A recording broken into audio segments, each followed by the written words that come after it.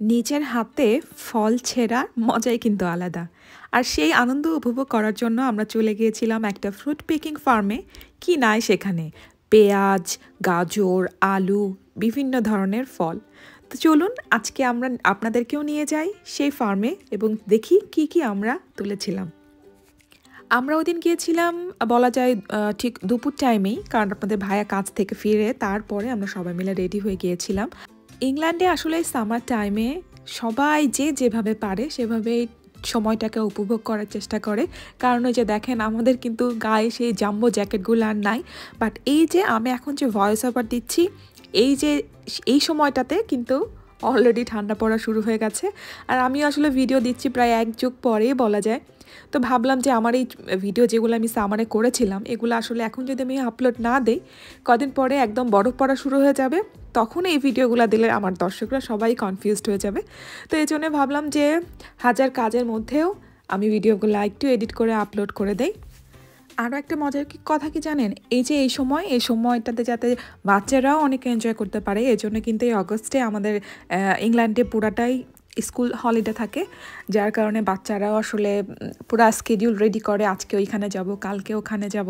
তো এই জন্যে আসলে ওদের সাথে আমাদেরও খুব এনজয় করা হয়। আর তবে খুব শখ ছিল যে এবার আমরা একটু বিচ সি সাইডে যাব, বাট সেটা আর যাওয়া হয়নি, কারণ ওই সময়টাতে আমরা যখন যেতে চেয়েছিলাম তখন ইংল্যান্ডে একটু খারাপ পরিস্থিতি ছিল, ইমিগ্রেশনদেরকে নিয়ে বেশ কিছু প্রবলেম হচ্ছিল আর কি, সবাই রাস্তাঘাটে বের হতে ভয় পাচ্ছিল।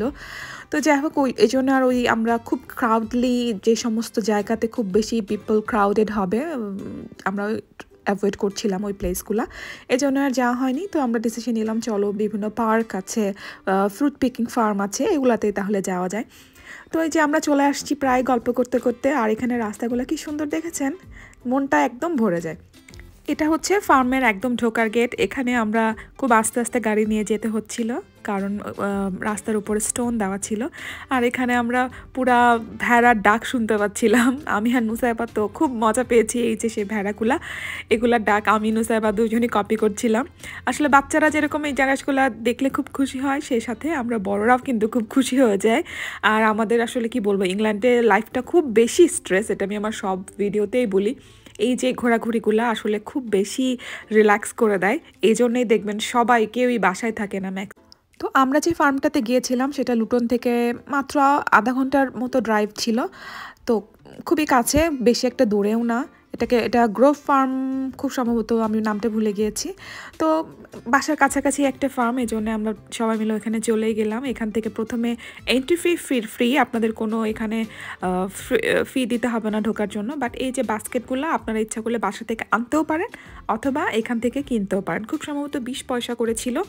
তো ঢোকার পরে এখানে পুরো বোর্ডে সব কিছু লেখা ছিল আসলে কি কি পিক করতে পারবো, কারণ এখানে সিজন অনুযায়ী টাইম অনুযায়ী কি কি পিক করা যাবে সেটার একটা ইনস্ট্রাকশন দেওয়া ছিল এখানে। তো বেশ বড় একটা ফার্ম, অনেক বড়, কারণ আমরা পুরাটা ভিডিও আপনারা দেখলে বুঝতে পারবেন যে এটা আসলে কত বড় একটা ফার্ম। আর অনেক দূরে যে অনেকগুলা ভেড়া দেখতে পাচ্ছেন, এইগুলার শব্দই আমরা আসলে ভেড়ার ডাকগুলো শুনতে পাচ্ছিলাম, সবগুলো একসাথে জড়ো হয়ে ঘাস খাচ্ছিল মনে হয়। তো যাক, এই যে বাস্কেট হাতে আমরা রেডি, চলেন দেখি কি কি ফ্রুটস তাহলে আমরা তুলতে পারি। যে সবজি বা ফলগুলো তোলা যাবে না সেগুলো এই যে এরকম দড়ি দিয়ে ওরা আটকিয়ে রেখেছে, যাতে ভেতরে কেউ না যেয়ে সেগুলো নষ্ট করে। বাট তারপরও আমার কাছে ফার্মটা দেখে অনেকটা কষ্টও লেগেছে, কারণ এখানে আসলে অনেক নষ্ট করেছে মানুষজন। এই যে এখানে দেখেন একটা জুকিনি পরে, স্কোয়াশ বা জুকিনি কি বলে আমার সবসময় আমি এটা কনফিউজড হয়ে যায়। এখানে যে ফেলে রেখে চলে গিয়েছে, হয়তো বা নিতে চেয়েও নেয়নি, বাট তোলার কি দরকার। তো এইখানে আসলে আমরা এগুলা এখনও ওইভাবে রেডি হয়নি, মাত্র ফুল থেকে একটু একটু করে বড় হচ্ছিল। তো এই জন্য আর আমরা এখানে আসিনি, যাওয়ার পথে আমরা এখানে আবার আসবো। আর এইটা হচ্ছে রেড কারেন্ট, এখানে একটা ছিঁড়ে আমরা খেয়ে দেখেছিলাম যে নিতে পারবো কিনা, বাট একটুও মজা না, এই জন্যে এখানে এই রেড কারেন্টগুলো আমরা নেইনি। রেড কারেন্ট ব্ল্যাক কারেন্ট এখন পর্যন্ত রেডি হয়নি, এই জন্য তুলতে পারিনি। এগুলো আসলে বেরির মতো ছোট ছোট, বাট এগুলোর ড্রিঙ্কসটা খেতে মজা, রেড কারেন্ট ব্ল্যাক কারেন্ট এগুলো ড্রিঙ্কস খেতে মজা লাগে, বাট ফ্রুটসটা আমার কাছে ভালো লাগেনি। বাট দেখতে খুব সুন্দর, ছোট ছোট একদম লাল লাল পরি এক একটা।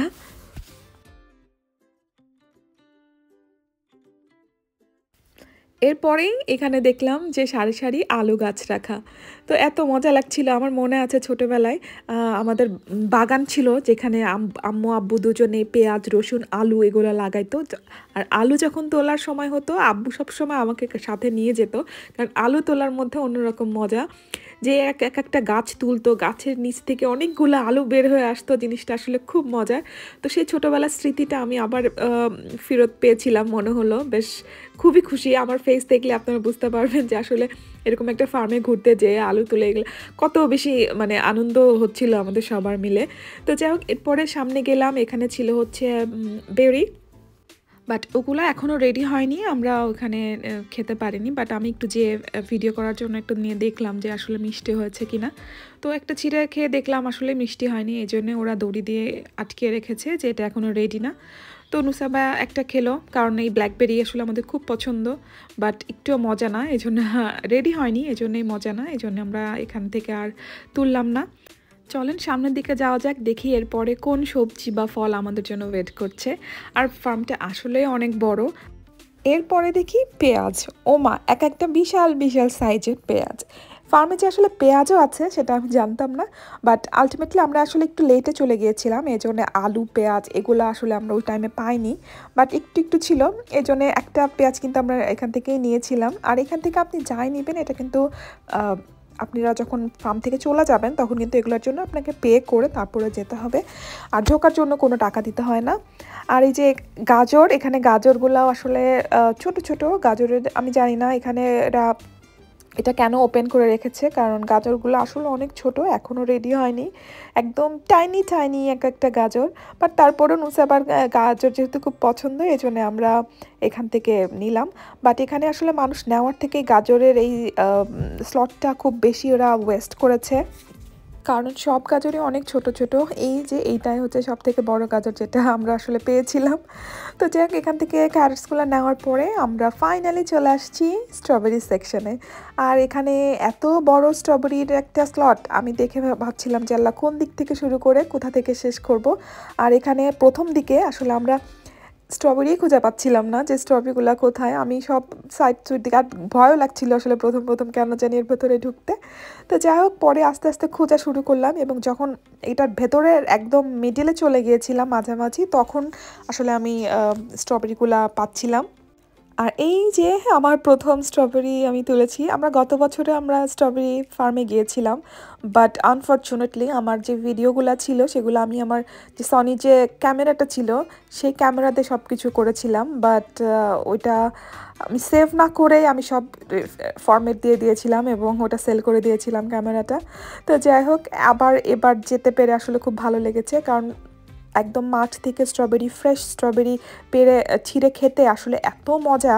আর এখানে আসলে খাওয়াটা নিষেধ ছিল, লেখা ছিল যে এখান থেকে খাবেন না, আপনারা বাস্কেটের মধ্যে নিয়ে যাবেন।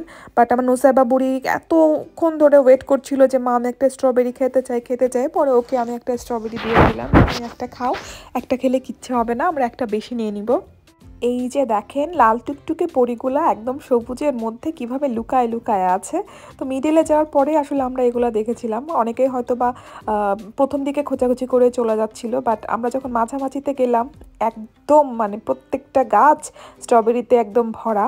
বাট এবার ফার্মে একটু কষ্ট হয়েছিল, সেটা হচ্ছে যে আমরা এখানে আসলে একদম মাটিতে লাগানো, এই জন্যে একদম বেন্ড হয়ে হয়ে স্ট্রবেরিগুলো তুলতে হচ্ছিল, যেটা অনেক মানে কোমর খুব ব্যাক পেন করছিল। বাট এর আগেবার আমরা যে ফার্মটাতে গিয়েছিলাম সেটা হচ্ছে টবের মধ্যে ছিল, এবং এটা উপরের দিকে মাছা করে করে দেওয়া ছিল, যার জন্য কি হয়েছিল যে গাছগুলা সোজা উপরের দিকে ছিল, বাট স্ট্রবেরিগুলা নিচের দিকে ঝুলে ঝুলে পড়ছিল। তো ওইটা আসলে পিক করতে খুবই কমফোর্টেবল ছিল, আর এটা একটু কষ্টদায়ক, বাট তারপরে আমরা আসলে অনেক এনজয় করেছি।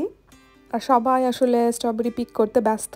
ওই ফার্মটাতে আরও আমাদের কয়েকটা বাঙালি ফ্যামিলির সাথে পরিচয় হয়েছিল, ওনারাও আসছিল বেরি পার্ক থেকে।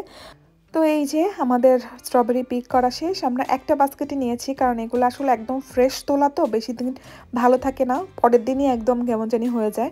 তো ফেরার পথে দেখলাম এই সাইডটাতে বিনস আছে, তো ভাবলাম যে 2-4টা বিনসও তুলে নিয়ে যাই, যাতে সব কিছু ভেজিটেবল একটু একটু একটু করে আমরা নিতে পারি। তো এখানের বিনসগুলো আসলে এটা কি টাইপের বিনস আমি জানি না, এগুলো কীভাবে রান্না করতে হয় সেটাও আমি জানি না। তবে এদেশে বাচ্চারা কিন্তু বিনস খুব পছন্দ করে, কারণ বিনসটা এদেশে খুব চলে আর খুবই হাইলি প্রোটিনের একটা সোর্স হচ্ছে এই বিনস। তো যাই হোক এখানে হচ্ছে বিনস আমি কয়েকটা পিক করে নিয়েছিলাম, শখের বশে, খাওয়া হবে কি হবে না জানি না, বাট এত বড় বড় আমি জানি না, এটা আসলে কোনো আইডিয়াই ছিল না আমার যে এটা ছোট থাকতে পিক করতে হয় নাকি এরকম বিশাল হয়ে গেলে পিক করতে হয়। দেখে ভালো লেগেছিল, এই জন্য পিক করে নিলাম।